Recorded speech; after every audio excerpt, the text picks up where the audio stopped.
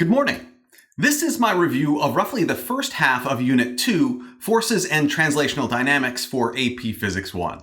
This is about Newton's laws, forces, and center of mass. Flippin' Physics! This video is a free portion of my AP Physics 1 Ultimate Review Packet. If you are planning to take the AP Physics 1 exam, I definitely recommend you invest in my full AP Physics 1 Ultimate Review Packet. Link is in the video description. Now, Bobby, what is the equation on the equation sheet for the center of mass of a system of particles?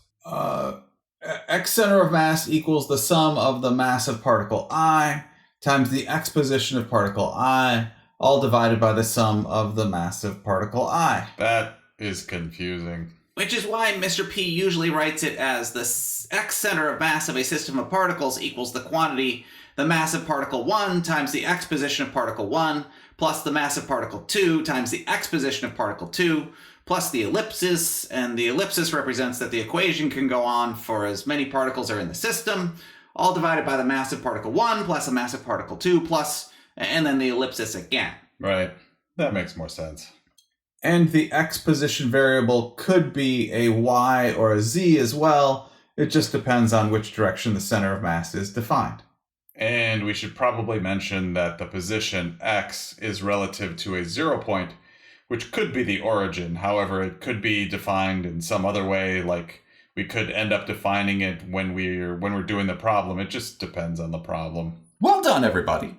And remember that this equation form can also be used to determine the velocity or acceleration of a system of particles. We just need to replace the x position variable with the velocity variable or the acceleration variable. All right, so that's all for the center of mass of a system of particles.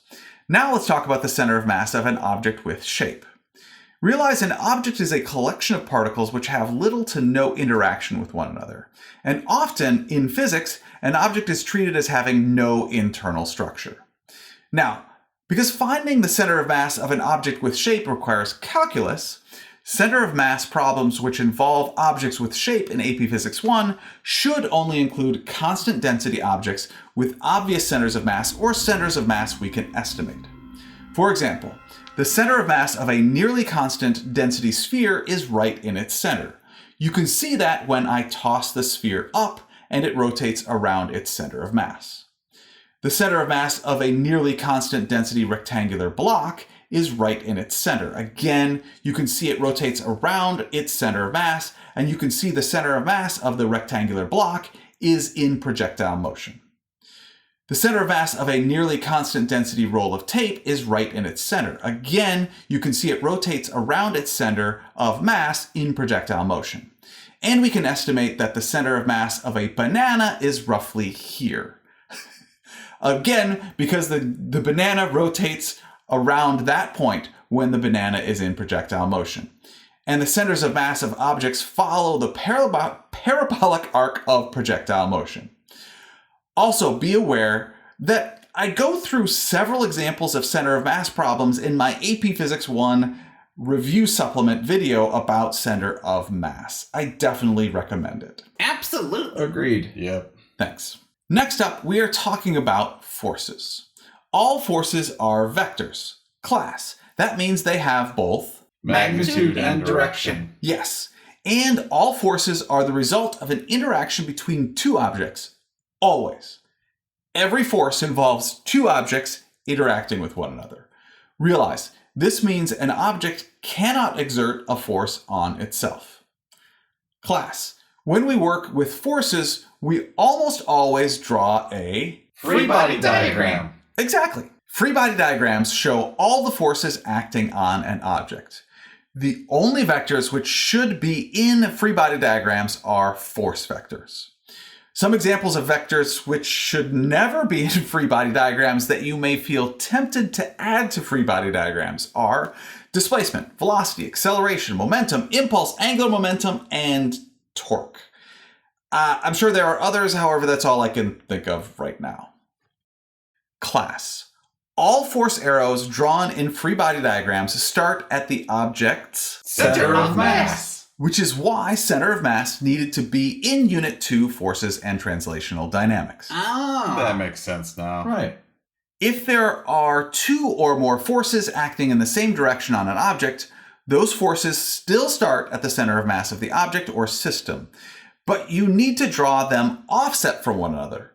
For example, in this free body diagram of all the forces acting on a block on a horizontal surface, the force of friction and force applied acting on the block are both to the left.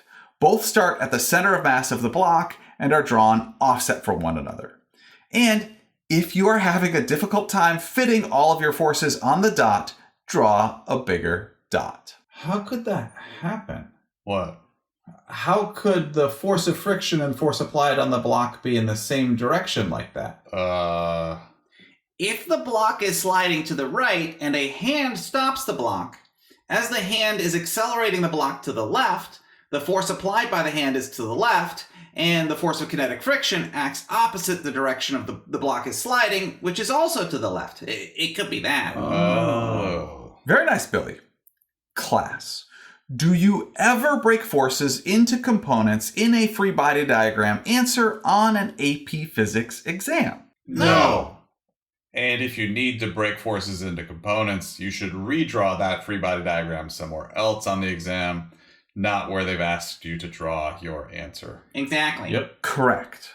Class, the 5 steps to help solve any free body diagram problem are: Step 1, Draw the free body diagram. Step 2, Break forces into components. Step 3, Redraw the free body diagram. Step 4, Sum the forces. and Step 5. Sum the forces. In a direction which is perpendicular to the direction in step 4. Yeah. Perfect, thank you. Bobby, tell me about the force normal. The force normal is a force caused by a surface, and the direction of the force normal is always normal to the surface or perpendicular to the surface. And the force normal always pushes away from the surface. Nice. Bo, tell me about the force of tension. Sure. The force of tension is in a rope, string, cable, chain, or something like that. If we have an ideal rope, then the rope does not stretch and it has negligible mass. The force of tension in an ideal rope has the same magnitude at all points in the rope. If the rope does not have negligible mass, then the force of tension may not be the same at all points in the rope. For example, the force of tension in a vertically hanging rope is the least at the bottom and the most at the top, because the top of the rope has to hold up all of the rope, and the bottom of the rope barely has to hold up any rope at all. You can actually see that in the cellular shades which cover this window. The bottom of the shade has a small tension force in it, which causes the width of each cell near the bottom of the shade to be small. However, the top of the shade has a larger tension force in it, which causes the width of each cell near the top of the shade to be large. Right. And the force of tension is always parallel to the direction of the rope, wire, string, cable, or cellular shade. Thanks. These forces are examples of contact forces. Contact forces are the result of the interaction of one object touching another object and result from electric forces between the atoms of objects. 5 examples of contact forces are force of tension, force of friction, force normal, force applied, and the spring force. Next, Billy, what is Newton's first law of motion? Newton's first law of motion states that an object at rest will remain at rest, and an object in motion will remain at a constant velocity unless acted upon by a net external force. And the 2 things students most often forget are that an object in motion will remain at a constant velocity, not just in motion, and that it is unless acted upon by a net external force, not just a force or an external force, but a net external force. Also, Newton's first law of motion is often called the law of inertia because inertia is the tendency of an object to resist a change in state of motion or to resist acceleration, and that is what Newton's first law of motion is about. Correct, Billy. It is also important to realize Newton's first law is only valid when measurements are taken from an inertial reference frame, and that the acceleration of an inertial reference frame is 0. For example, right here I am in a car which is driving in a circle.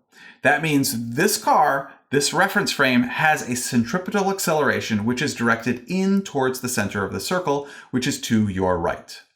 This reference frame is not an inertial reference frame. You can see that because this block accelerates to your left when I let go of it. In this reference frame, this block accelerates without a net external force. Again, this is not an inertial reference frame, therefore Newton's first law does not hold true in this reference frame. This block, which is at rest, changes its state of motion with zero net external force acting on it. Please be aware that on the AP Physics 1 exam, all frames of reference are assumed to be inertial unless otherwise stated. Next up, Bobby, what is Newton's second law? Newton's second law is an equation which relates the net force acting on the center of mass of an object or system, the mass of the object or system, and the acceleration of the center of mass of an object or system. On the AP Physics equation sheet, it is the acceleration of the system equals the net force acting on the system divided by the mass of the system, and both the acceleration and force are vectors. However, we usually rearrange it such that net force equals mass times acceleration. That is a good start. However, there's a lot more I need you to remember with respect to Newton's second law. Who can tell me more? The units we typically use for forces are newtons, and a newton is a kilogram meter per second squared. You can see that from Newton's second law because force is in newtons, mass is in kilograms, and acceleration is in meters per second squared. When using Newton's second law, we always have to identify the object or system on which we are summing the forces and the direction in which we are summing the forces. Because force and acceleration are vectors, the acceleration of an object is always in the same direction as the net force on the object. Great, thanks. We should also talk about translational equilibrium. Class, what can you tell me about translational equilibrium? When an object is in translational equilibrium, the net force on the object equals zero. Translational equilibrium means the object is either at rest or moving at a constant velocity because the acceleration of the object equals zero. If an object is at rest, there could be forces acting on the object from other objects. However, the net force acting on the object is zero. Perfect. And now Newton's third law. Bo? Newton's third law is an equation. For every force object 1 exerts on object 2, object 2 exerts an equal but opposite force on object 1. Those two forces act simultaneously, and forces internal to a system do not change the motion of the center of mass of the system. That's it. Yep. Next up is the gravitational force. The interaction between an object with mass and another object with mass is described by the gravitational force. And please realize the terms gravitational force, force of gravity, and weight all mean the same thing. Also, to be clear, because all forces are interactions between two objects, the gravitational force is always between two objects. The magnitude of the gravitational force exerted on a mass in a gravitational field is determined using the equation force of gravity equals mass times the gravitational field strength. And the gravitational force exerted on a mass in a gravitational field is in the same direction as the gravitational field. We will define the term gravitational field in our next AP Physics 1 review video. For now, we're just going to recognize that the magnitude of free fall acceleration and the gravitational field are the same and are both identified using the letter little g. The direction of the force of gravity on an object is always toward the center of mass of the planet or down. And the two objects which are interacting in this gravitational force equation are the object and the planet causing the gravitational field. And now that we have discussed both Newton's second law and the gravitational force equation, we can specifically identify inertial mass and gravitational mass. Inertial mass is the measure of an object's inertia or a measure of an object's resistance to acceleration. Inertial mass is the mass in Newton's second law. Gravitational mass is the mass used to determine the force of gravity or weight of an object. Gravitational mass is the mass in the gravitational force equation. Inertial mass and gravitational mass are mathematically equivalent, and that has been experimentally verified. That means In this class, unless otherwise indicated, we will simply refer to both inertial mass and gravitational mass as mass and not concern ourselves with the difference between the two. And now, the force of friction.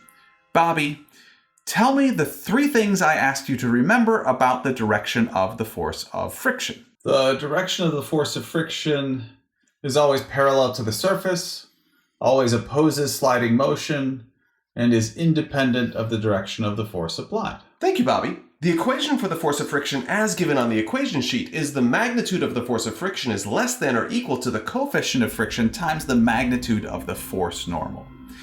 In other words, the coefficient of friction mu is a ratio of the maximum force of friction and the force normal. Bo, tell me more about the coefficient of friction. The coefficient of friction has no units, cannot be negative, is typically in the range of somewhere between 0 and 2, and is experimentally determined. I mean, it just depends on how rough or smooth the 2 interacting surfaces are. Thanks, Bo. When the 2 surfaces are sliding relative to one another, the friction is kinetic, and the equation works out to be the force of kinetic friction equals the coefficient of kinetic friction times the force normal. Billy, tell me what happens when the 2 surfaces are not sliding relative to one another. Absolutely.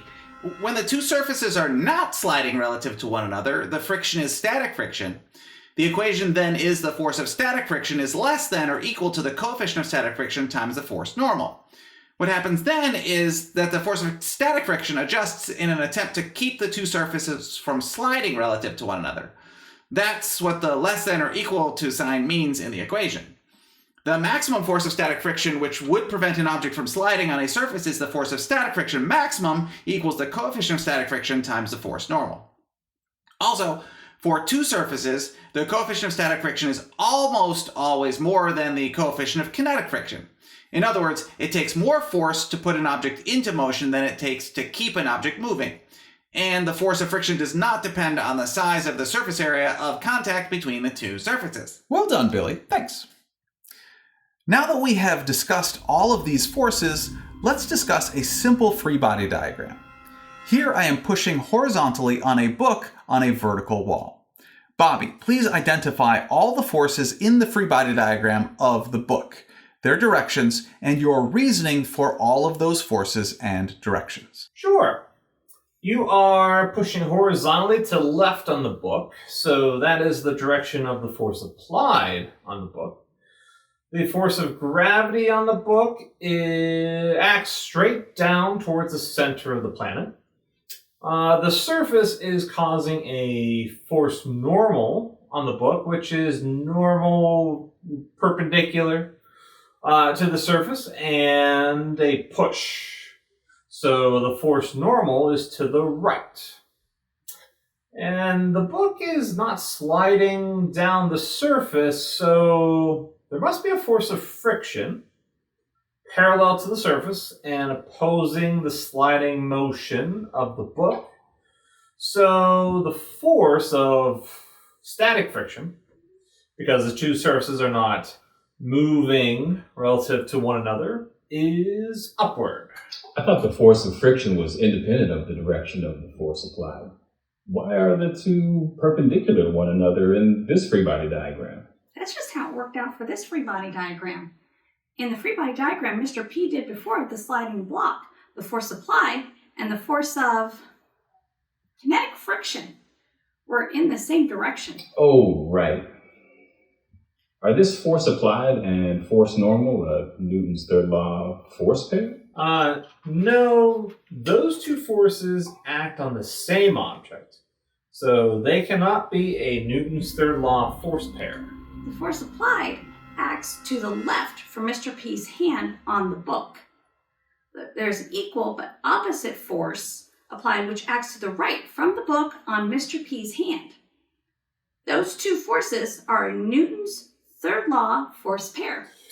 And the force normal acts to the right from the wall on the book. There is an equal but opposite force normal which acts to the left from the book on the wall.